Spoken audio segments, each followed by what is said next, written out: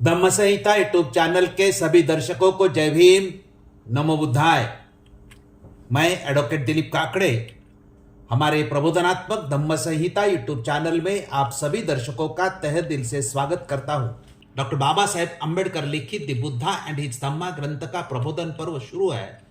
Doctor Ambedkar पुनर्जीवित धम्म के विकास के लिए धम्म संहिता शीर्षक के अंतर्गत बौद्ध आचार संहिता निर्माण करने के लिए हम पिछले 45 साल से निरंतर कार्यरत है। इस कार्य को सहकार्य करने का अनुरोध बौद्ध अनुयायियों को करके आज के विषय को मैं प्रारंभ करता हूं। आज के 41वें भाग का विषय ज्ञान लाभ यह है। इस विषय का स्पष्टीकरण इस प्रकार से है कि द बुद्धा एंड हिज धम्मा इस ग्रंथ के प्रथम कांड के चौथे भाग में से दूसरा अध्याय ज्ञान लाभ यह है। बाबा साहब ने इस अध्याय की जानकारी कुल 10 अंकों में दी है। पहला मुद्दा चिंतन की तैयारी है। चिंतन काल में उपजीविका के लिए 40 दिन का अन्न गौतम ने इकट्ठा किया था। मन की हलचल करने वाले बुरे विचार मन से निकालने के बाद गौतम ने अन्न सेवन किया। उसके अंग में शक्ति आ गई, उसके शरीर में शक्ति आ गई। ऐसी उसने ध्यान प्राप्ति करने के उद्देश्य से चिंतन की पूरी तैयारी की थी। Doctor Baba Saheb Ambedkar the Buddha and his Dhamma ग्रंथ में लिखते हैं कि ध्यान करने के समय के लिए गौतम ने इतना भोजन इकट्ठा करके पास रख लिया था कि 40 दिन तक कमी न पड़े। विघ्नकारी अकुशल विचारों का मूलोच्छेद कर सिद्धार्थ गौतम ने अब भोजन ग्रहण करके अपने आप को तरोताजा कर दिया और सशक्त हो गया था। इस प्रकार उसने बोधि प्राप्त करने के निमित्त ध्यान करने की अपनी तैयारी कर ली थी। दूसरा मुद्दा ज्ञान प्राप्ति के 4 चरण का है। ज्ञान प्राप्ति के लिए गौतम को 4 हफ्ते ध्यान मग्न रहना पड़ा।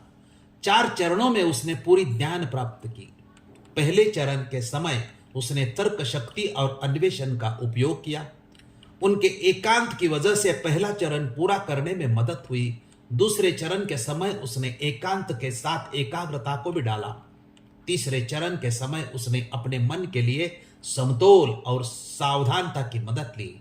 चौथे चरण के अंत के समय में मन के समतोलता में शुद्धता और सावधानता में समतोलता की अवस्था लाई।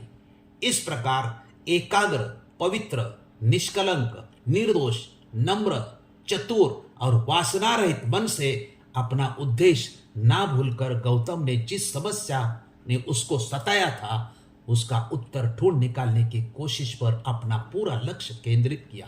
Doctor Baba Saheb Ambedkar the Buddha and his Dhamma ग्रंथ में लिखते हैं कि ज्ञान प्राप्ति के लिए गौतम को 4 सप्ताह तक लगातार ध्यानमग्न रहना पड़ा।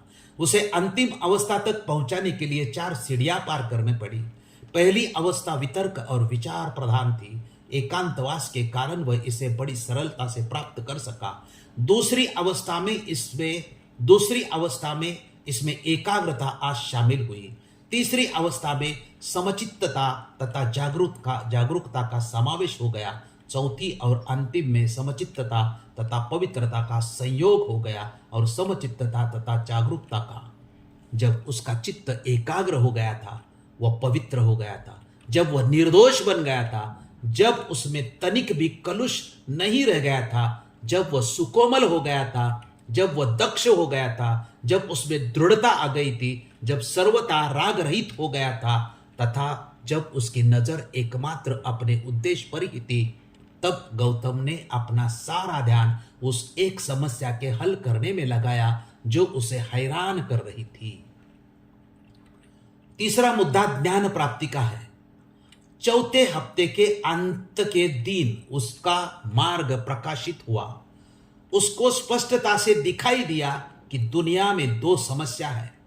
दुनिया में दुख है, यह पहली समस्या, और यह दुख कैसा नष्ट किया जाए और मानव जात को कैसे सुखी कराया जाए, यह दूसरी समस्या। इस तरीके से आखिर में 4 सप्ताह चिंतन करने के बाद अंधकार नष्ट होकर उजाला का उदय हुआ। 4 हफ्ता सतत चिंतन करते रहने की वजह से अविद्या का नाश होकर उजाला हुआ। चौथे हफ्ते के अंतिम रात को वासना को नष्ट करने का मार्ग उसे मिला। अज्ञान नष्ट होकर ज्ञान का उदय हुआ, उसको एक नया मार्ग दिखाई दिया। उस वैशाख पूर्णिमा के रात में बोधिसत्व को तत्वबोध हुआ, उसी को ही बुद्ध कहते हैं। ज्ञान प्राप्ति के लिए सिद्धार्थ को 4 हफ्ते ध्यान मग्न रहना पड़ा। Doctor Baba Saheb Ambedkar the Buddha and his Dhamma ग्रंथ में लिखते हैं कि चौथे सप्ताह के अंतिम दिन उसका पथ कुछ प्रकाशित हुआ। उसे स्पष्ट दिखाई दिया कि उसके सामने 2 समस्याएं हैं। पहली समस्या यही थी कि संसार में दुख है, और दूसरी समस्या यही थी कि किस प्रकार इस दुख का अंत किया जाए और मानव जाति को सुखी बनाया जाए। इस तरह 4 सप्ताह तक लगातार चिंतन करते रहने के बाद अंधकार विलीन हुआ, प्रकाश प्रकट हुआ, अविद्या का नाश हुआ, ज्ञान अस्तित्व में आया, उसे एक नया पथ दिखाई दिया। सारांश, ज्ञान का लाभ इस अध्याय का अध्ययन करने के बाद ये पता चलता है कि सिद्धार्थ ने 4 हफ्ते चिंतन किया, 4 चरण में बुद्धत्व की प्राप्ति की। इसमें सबसे बड़ा संदेश ये निकलता है कि मानव की समस्या का हल तपस्या, समाधि या ध्यान से नहीं होता। मानव समस्या का हल चिंतन से निकलता है। ध्यान का लाभ इस अध्याय की जानकारी और स्पष्टीकरण सुना और देखा, उसके लिए सभी दर्शकों का आभार व्यक्त करता हूँ। आप इस वीडियो को ज़्यादा से ज़्यादा लोगों तक पहुंचाकर ग्रंथ प्रबोधन पर्व सफल के बनाने के लिए मदद करें। धन्यवाद।